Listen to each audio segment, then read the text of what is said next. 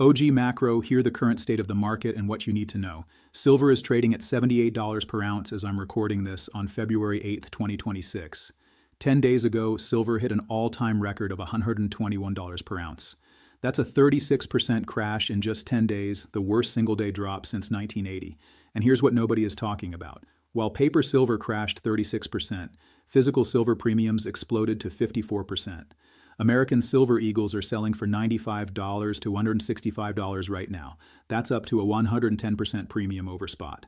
The COMEX has 103 million ounces of registered silver, but the March contract has 425 million ounces of delivery obligations. That's a 4.1 mismatch, heading into the most critical delivery period since 1980. If you've been following this channel, you know we don't do hype. We don't do fear. We do data, and today's data is telling us something unprecedented is happening. Before we dive in, if this analysis helps you, hit subscribe and drop a comment with OG John AG so I know the real community is here. About 75% of viewers aren't subscribed, and that engagement keeps this channel alive. Let's get into it. The current market snapshot. Silver spot is $78.52 per ounce as of this morning. Friday's close range from $76.40 to $77.98.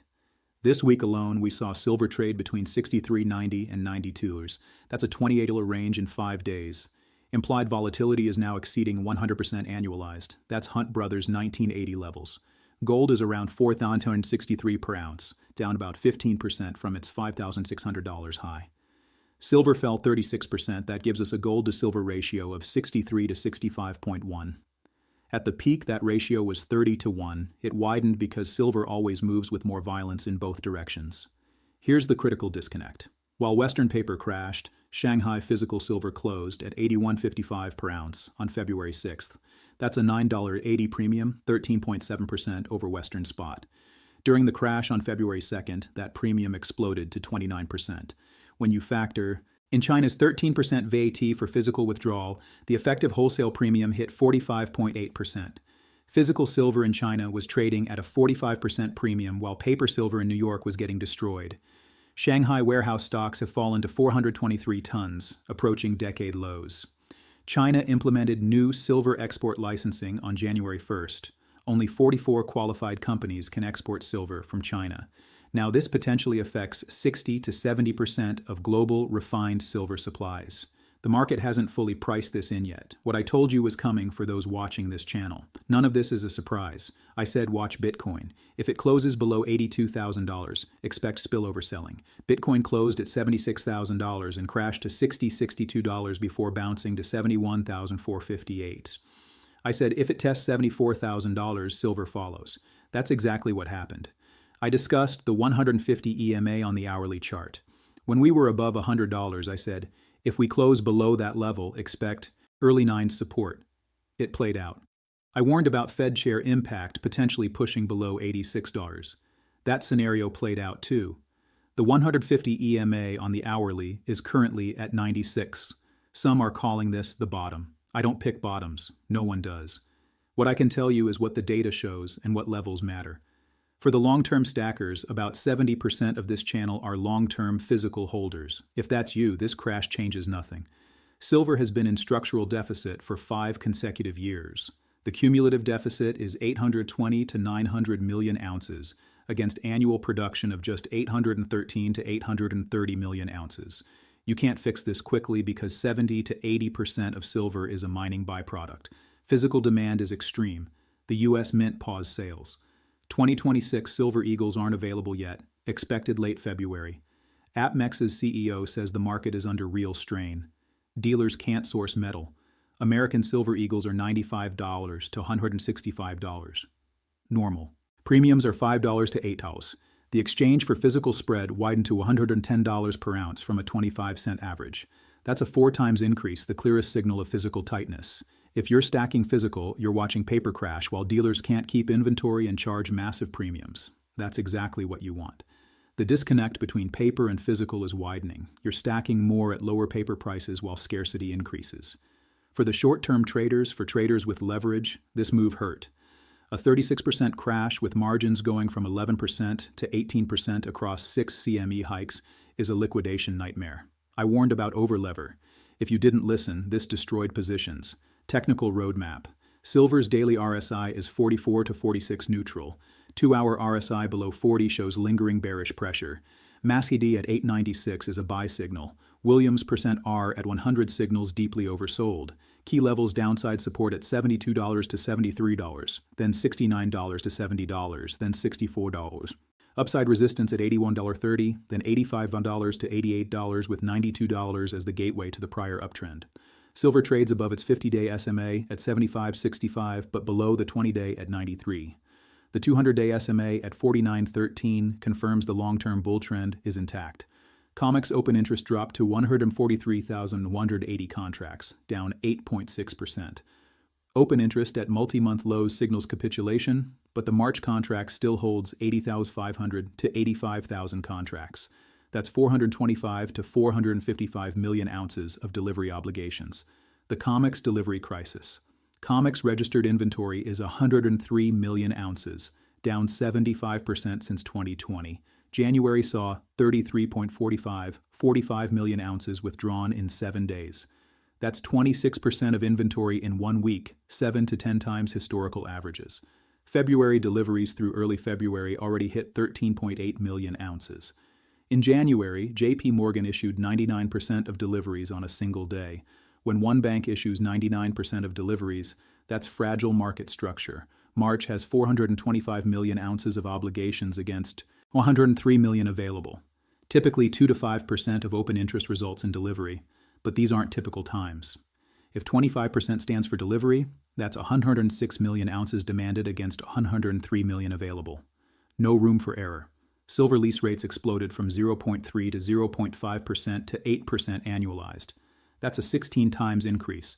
This only happens when physical is scarce and holders demand massive premiums to lend it. What triggered this crash? 3 catalysts converged. First, Kevin Warsh's Fed chair nomination on January 30th. Warsh is a known hawk. Markets interpreted this as less money printing, stronger dollar, bearish for metals. Second, CME raised margins 6 consecutive times from 11% to 18%. That's a 64% increase in capital required. Forced liquidation cascaded. Third, Chinese speculative unwinding.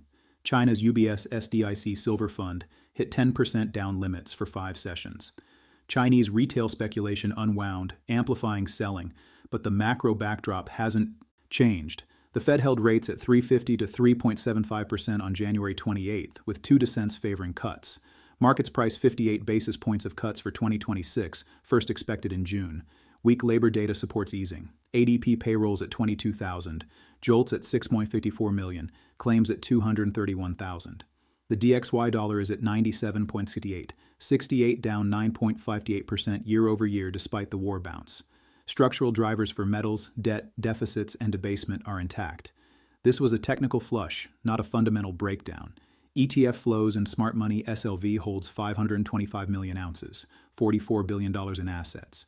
5-day inflows of $2 bill, 580 million show dip buying, but 1-month outflows of $355 million reflect crash liquidations. Retail is buying dips.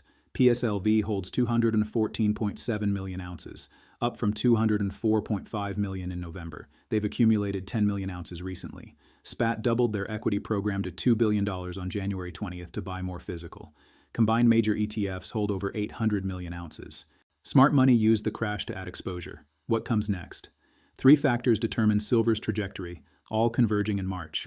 First, can COMEX manage March deliveries? If 20 to 30% stands for delivery instead of 2 to 5%, COMEX faces a squeeze.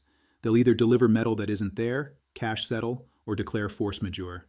Any outcome is catastrophic for paper and could send physical to triple digits overnight. Second, does war's hawkish impact fade?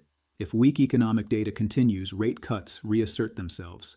The dollar weakens, metals catch a bid. Third, does Chinese demand return? The Lunar New Year holiday is February 16th to 23rd. After the holiday, we'll see if Chinese buyers re-enter. China restricted exports January 1st. They're signaling silver is strategic. Analyst forecasts.